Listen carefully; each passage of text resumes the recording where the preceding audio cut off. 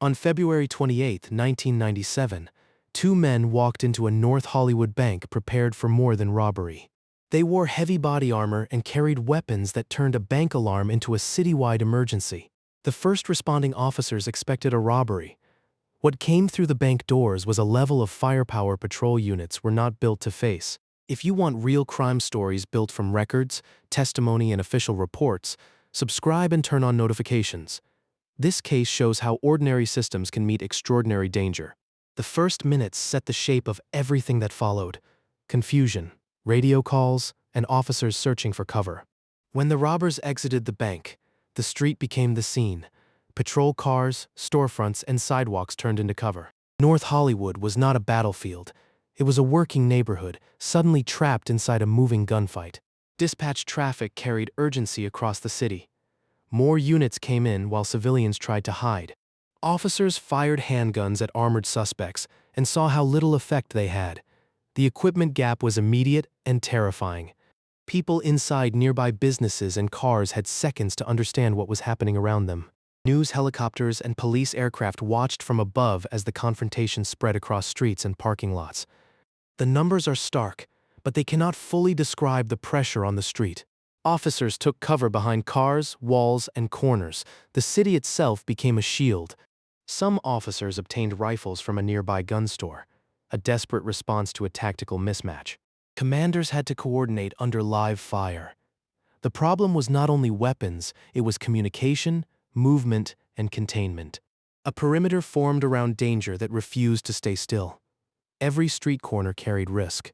The robbers tried to move from the bank area, forcing officers to adapt as the scene stretched block by block. What began as a robbery became a policing case study in real time.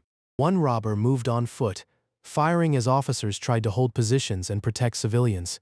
The second robber attempted to move by vehicle, turning the escape route into another zone of danger. The LAPD officers on scene did not lack courage. They lacked tools equal to the threat in front of them. 12 officers were injured. Their names became part of a department memory shaped by that morning. 8 civilians were injured too, a reminder that public violence never stays between suspects and police. No officer or bystander died, a fact that still seems improbable when the duration and intensity are considered. Television carried the images into homes before many viewers understood what they were watching. The shootout lasted less than an hour. Its consequences lasted for decades. Both robbers died before the scene ended. The silence afterward left investigators with damaged cars, shell casings, and hard questions. The aftermath looked unreal. Shattered glass, abandoned vehicles, and officers moving carefully through a neighborhood that had just survived. Investigators documented weapons, armor, vehicles, bullet impacts, and the timeline of movement. The LAPD's later review studied officer actions, command decisions, and the force used during the confrontation. The event influenced conversations about patrol rifles, body armor, training, and what police should carry in ordinary units. The public debate was uncomfortable. How much force should police have ready before a threat appears? After North Hollywood, the idea that patrol officers might need rifles became harder to dismiss. Training also changed. The case showed that marksmanship alone was not enough. Communication and positioning mattered. Radio coordination became part of the lesson. In fast violence, information can save lives or arrive too late. The official review turned a chaotic morning into institutional lessons. Bank robbery was not new to Los Angeles, but this robbery forced a different conversation about preparation and escalation. The robbers had planned, armed themselves, and used body armor to extend the confrontation. Every minute mattered. The longer the scene continued, the more civilians and officers were drawn into risk. Corners, alleys, storefronts, and parked cars shaped what officers could see and where they could move. Paramedics had to wait for safety before reaching the wounded. That delay is part of the cost of an active scene. Witnesses remembered sound, confusion, and the sudden realization that ordinary streets had become unsafe. The surviving footage made the event unusually visible. It also made the trauma replayable. For LAPD, North Hollywood became one of the incidents officers studied because it exposed limits in real conditions. For residents and workers, it was not a case study. It was the morning they hid from gunfire. Story is sometimes reduced to weapons, But the deeper issue is how systems respond when assumptions fail. Officers had to decide when to move, where to fire from, and how to protect people they could not always see. Body armor changed the meaning of each shot. The suspects could stay mobile longer than officers expected. The final positions of the robbers became evidence in a timeline that investigators reconstructed carefully. The case changed patrol readiness because the street had changed first. Lawsuits and reviews followed. But the public memory focused on the visible imbalance of that morning. Official documents framed the event as a use of force review and a command problem, not just a dramatic shootout. The lesson was not that every robbery becomes a war. It was that rare events can expose ordinary preparedness. North Hollywood returned to routine, but the location carried an afterimage for those who knew what happened there. Injured officers had to recover from wounds and from the knowledge that their equipment had nearly failed them. The injured civilians were proof that bystanders pay for violence they never chose. A source-backed retelling cannot glamorize the robbers. The story is about danger, response, and consequences. The weapons and armor were evidence of preparation, not style. They explain why the response became so difficult. The motive was robbery.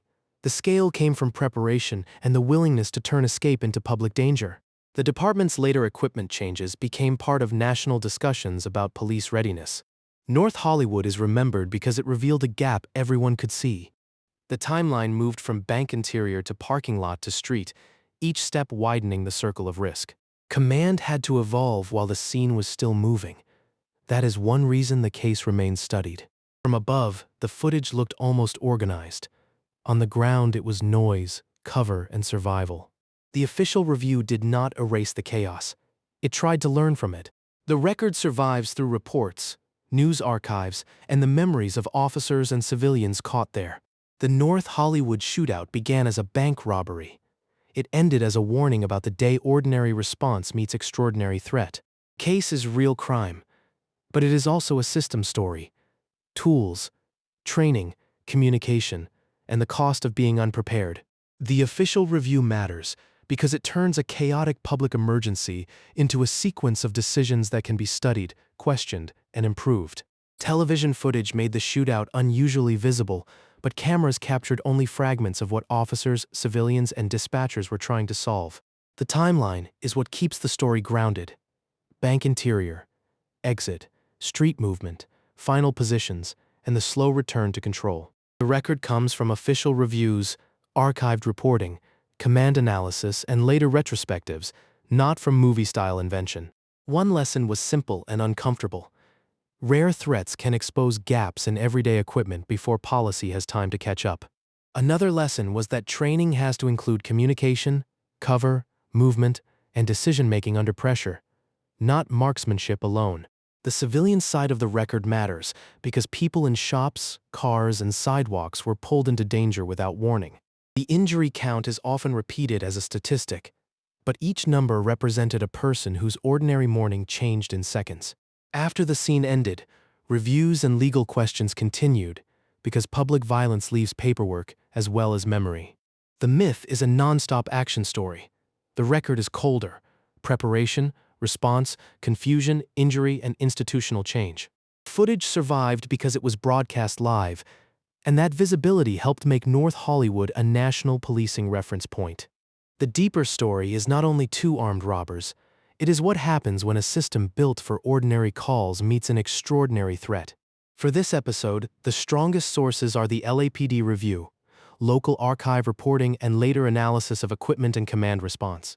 Today, the case is still discussed because police equipment, public safety, and the risk of militarization remain difficult questions.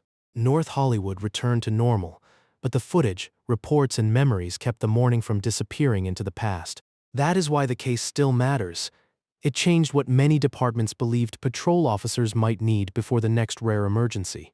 If you want the sources, the reference document will be linked in the description with chapters and source notes. If this real case stayed with you, hit like, subscribe to Frond, and follow for more source-backed crime documentaries.